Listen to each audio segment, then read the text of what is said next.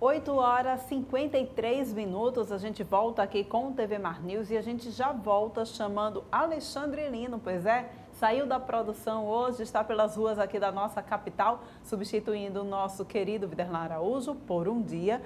E ele vem trazendo informações para a gente a respeito de um protesto que acontece na manhã de hoje em frente ao Palácio dos Palmares, lá no centro da nossa capital. São as mulheres pedindo políticas públicas para o combate à violência doméstica. É isso mesmo, né, Lino? Bom dia para você, bom dia também ao nosso repórter cinematográfico, Chico Nogueira.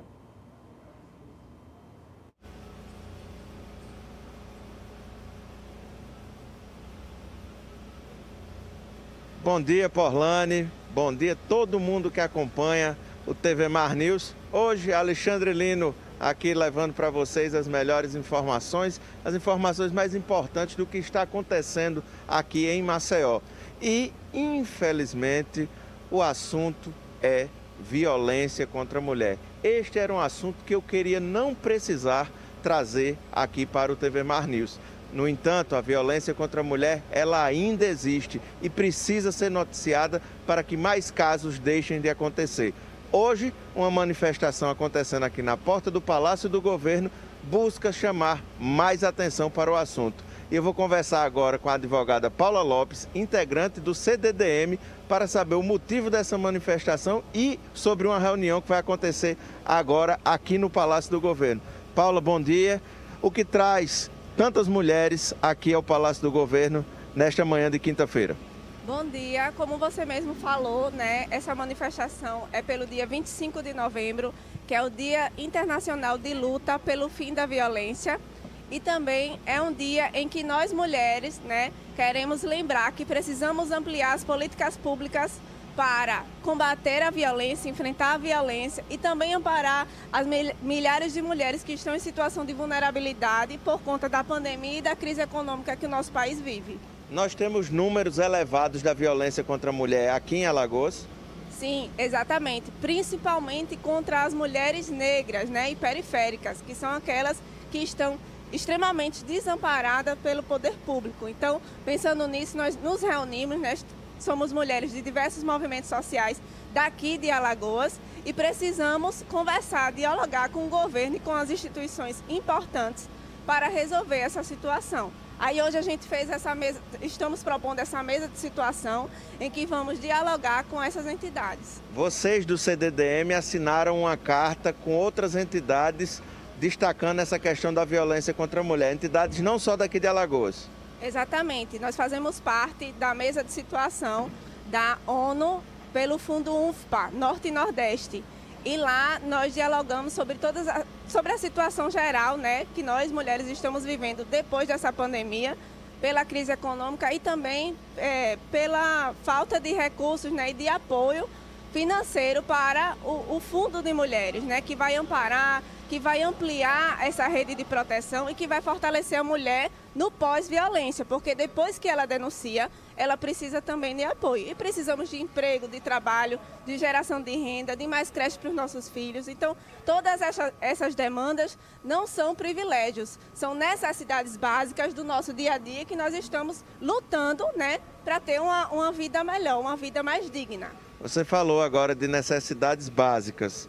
Como nós estamos de políticas públicas para as mulheres aqui em Alagoas? Nós temos algumas, como por exemplo, dar esse amparo, né, de proteção através da Patrulha Maria da Penha, né, através de órgãos como a Secretaria, mas precisamos ampliar ainda mais. Por exemplo, não temos uma casa-abrigo estadual.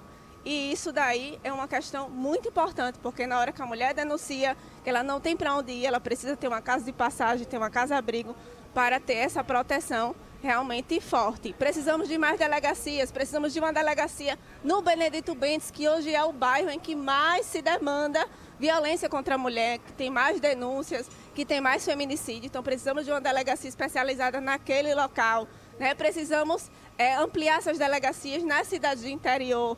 Precisamos também fortalecer a Patrulha Maria da Penha, que hoje está assoberbada de trabalho. Muitas vezes, quando a gente precisa da patrulha, ela não tem efetivo suficiente para poder amparar, né, essas mulheres que estão naquele momento precisando de ajuda. E precisamos mais do que nunca de apoio no emprego, na renda, né, e na qualificação profissional das mulheres. Com qual frequência no CDDM vocês recebem denúncias de violência contra a mulher? Todos os dias.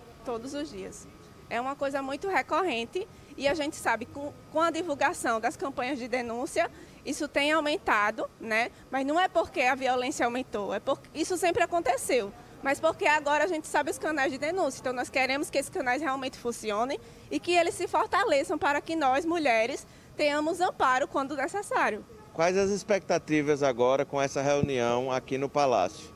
As expectativas é que a gente consiga tirar algumas coisas do papel e comece a colocar em prática. Afinal de contas, a gente não está falando apenas de direitos. A gente está falando das nossas vidas, das vidas das nossas filhas, das nossas irmãs, das nossas mães, das nossas vizinhas, das nossas amigas.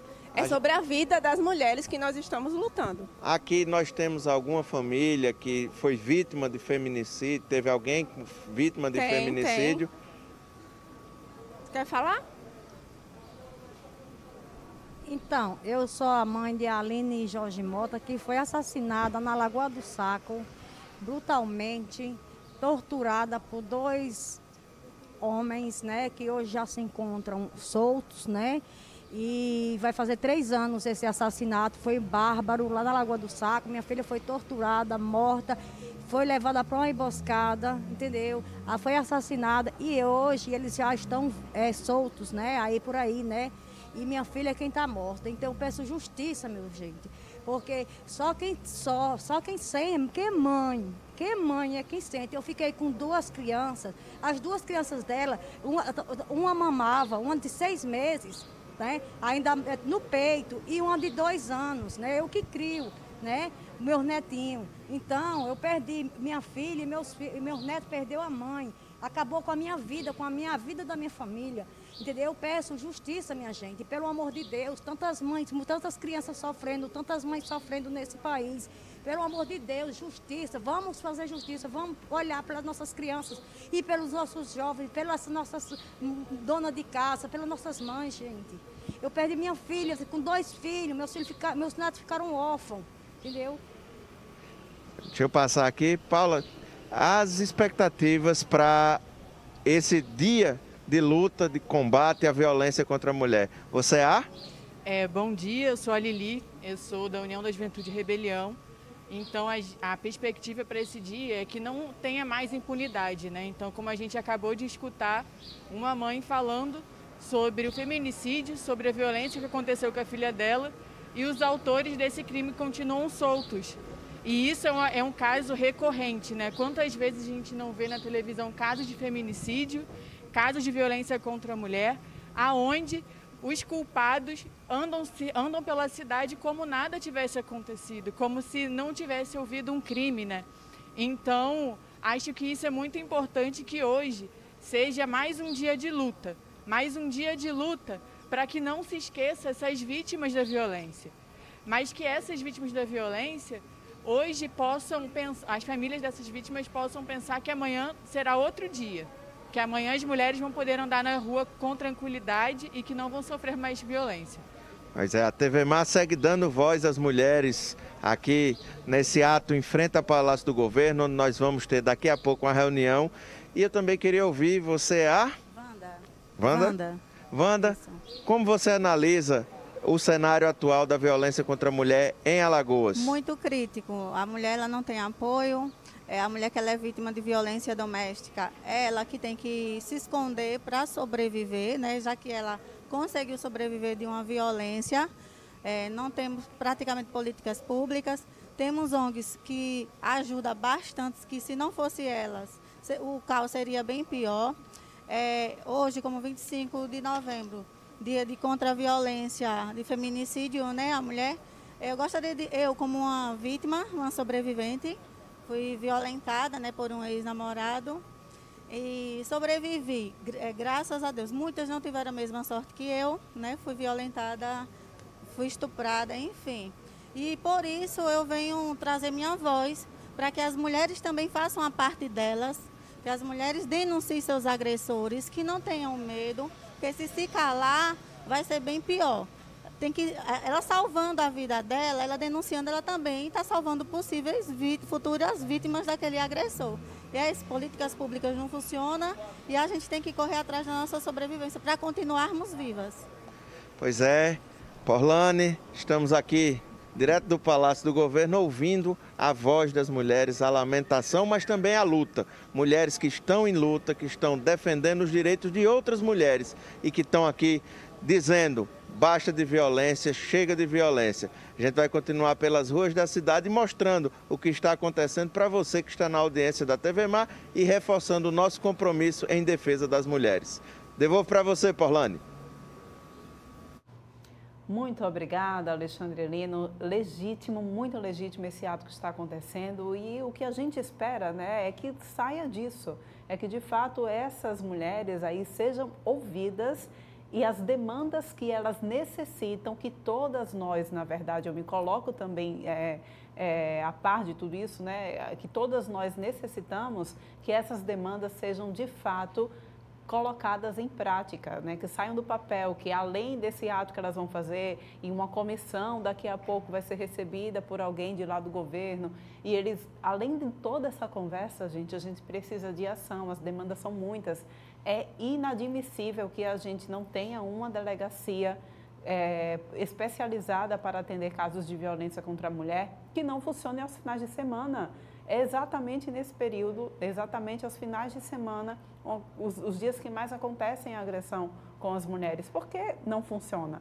E aí a gente volta a uma série de problemas. A mulher precisa ir a uma delegacia normal, onde ela geralmente é revitimizada, a gente vê isso acontecer muito, não é balela, não é mimimi, isso de fato precisa ser levado a sério, tá bom? Olha só, o livro de poesia da escritora e transativista alagoana Isis Florescer será lançado nesta sexta-feira na livraria Leitura no Parque Shopping, amanhã já. O livro Segunda Pele nos carrega num passeio cíclico e em espiral que nos desloca do lugar comum dessas normalidades impostas nas ruas e que ela leva nos olhares que recebe. Vamos conversar aqui com ela, autora desse livro, né, para saber um pouco mais desse lançamento e saber também sobre essa obra. Gente, o livro está lindíssimo. Isis, coloca ele para cima aqui, mostra ali, vamos logo iniciar assim. Olha que livro maravilhoso, olha a capa desse livro, olha que charme que está essa obra com poesias escolhidas a dedo, feitas por ela também, escolhidas a dedo, que mostra exatamente todo esse universo. Eu queria que a gente iniciasse, Isis, a nossa conversa já com você explicando o porquê que esse livro leva esse título Segunda Pele. Bom dia. Bom dia, obrigada TV Mar. Então, Segunda Pele é porque eu sou uma mulher trans, e há 4 anos eu reconheci e afirmei esse processo, e nesse processo eu fui retirando essas camadas, né, que me foram impostas, enfim, pela sociedade, pela religião, pela família, pelo Estado. E aí nesse processo de descobrir essas camadas, né, foi surgindo junto esse processo de escrever, de dar voz, né. Eu sou atriz por formação pela UFAL, e a escrita sempre foi um meio que eu encontrei de expressar, né, o que eu sentia, enfim, o que eu percebia e o que me inquietava. Então, Segunda Pele vem para esse lugar, que é um momento de você, né, se descobrir, se revelar, encontrar outras texturas da existência. Pois é, e como foi esse processo de construção desse livro e a escolha das poesias? Porque você não tem apenas essas, tem várias outras. Como foram escolhidas exatamente essas poesias para compor o livro? Então, esse processo de criar esse livro foi um processo que durou, acho que mais ou menos 1 ano. Foi o primeiro ano, né, que eu me entendi, me compreendi, que eu comecei a me autoafirmar como mulher trans. Então, nesse processo, eu comecei a escrever e a compartilhar o que eu escrevia no meu Instagram, no meu perfil da rede social, no Isis Florescer. E aí, eu vi que estava tendo uma interação maior, que as pessoas estavam se interessando, que as pessoas se sensibilizavam com o que eu estava escrevendo. E eu continuei escrevendo, assim, veio uma enxurrada mesmo. E também escrevendo organicamente, né, esses poemas que compõem esse livro. Só que não foi assim, eu sentei, vou fazer um livro. Não foi um processo muito orgânico, que levou um tempo. E nesse tempo eu conheci a Bruca Teixeira, que é a produtora e editora do livro. e a conheci, ela e Tiziane, no Islã das Minas, que é um evento que acontece, que dá voz às escritoras e às poetas, né? Um evento de batalha de poesias que acontece anualmente, todo ano. E aí eu participei de 2 edições lá, e numa delas eu saí, né, assim, reconhecida, ganhei, fiz lá, fiquei entre as 3. E aí depois disso eu comecei, não, eu acho que eu posso continuar escrevendo, eu acho que eu posso, né, é importante. E aí, desse encontro com a Bruna, ela fez uma proposta. Ela disse, Isis, a gente pode fazer o seu livro, eu estou lançando uma editora e tal. E eu disse, mas você tem os poemas, sente, faça a curadoria direitinho. E foi aí que eu reuni, que eu percebi que esses poemas se conectavam dentro desse contexto de um ano, que são poemas que falam sobre dor, sobre solidão, sobre opressão. São poemas que também me colocam como protagonista, no sentido de dizer, não, existem outras realidades para nós, pessoas trans, né, mulheres trans e travestis, do que só aquela que é marcada pela sociedade, do tipo, o estigma de ser uma prostituta, o estigma de viver na marginalidade, tudo isso, né, pela condição que favorece esse contexto, né, de serem expulsas de casa, de não acessarem a escola. Então, como eu venho de uma outra realidade, eu tinha um outro olhar. E é muito interessante que essas meninas, quando leem o livro, quando têm contato também com a poesia, elas ficam emocionadas e se reconhecem, porque eu acho que o que a gente compartilha em comum é muito maior do que se eu estou ou não no mesmo lugar que elas. É verdade. E você falou aí que esse processo para a composição desse livro foi de 1 ano. Como é que foi nesse período da pandemia? Você sentiu mais que o seu lado criativo floresceu ou você sentiu bloqueio, né? Muitos artistas sentiram bloqueio. Eu acho que o medo, enfim, a mistura de emoções durante esse processo de pandemia também fez com que muita gente voltasse para dentro de si. Como é que foi esse processo para você? Então, para mim como artista foi muito produtivo, porque eu passei 1 ano ausente. Eu trabalhava numa empresa fixa há 10 anos, eu saí recentemente. E aí eu passei 1 ano em casa. Quando houve a pandemia, houve aquele momento, né, de afastar os funcionários e eu fiquei em casa. E nesse 1 ano, a arte também foi essa válvula de escape para eu poder continuar criando. E aí eu passei a fazer uns vídeos, no meu Instagram também tem vídeos onde eu recito os poemas e outros que eu contextualizo com imagens, enfim. E veio uma enxurrada de poemas. E foi nesse processo, no ano da pandemia, no ano passado, que a gente sentou e produziu o livro. Eu e Bruna sentamos, ela disse, vamos produzir. Vai ser o primeiro livro, vai ser independente, e a gente sentou, escolheu, eu fiz a curadoria nesse tempo, e a gente começou a produzir o livro. No final do ano, antes do final do ano, houve a Lei Aldir Blanc. E aí ela disse, vocês vão mandar o seu livro? Assim, já estava bem.